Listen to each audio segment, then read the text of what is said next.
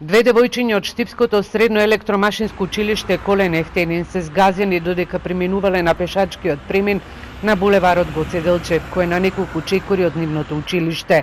Девојчињата на возраст 15 и 16 години пешачкиот го преминувале пред 7:30, кога во нив удрило возило Citroen C1 со германски национални ознаки, управувано од 28 годишниот НБ од Штип. Една од девојчињата од ударот се здобило со тешки телесни повреди. Директорот на клиничка болница Штип Ален Георгиев потврдува дека 16-годишното девојче се здобило со скршеница на карлицата, а една година помалото девојче со набиеници и полесни повреди.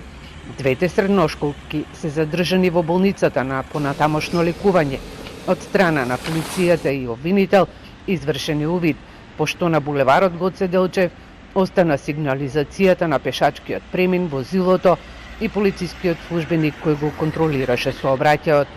Пред неколку години влезот и излезот на Штип, односно овој булевар пред училиштето беше црна сообраќајна точка. Постојано се случуваа несреќи во кои страда ученици и пешаци, преминувајќи го булеварот.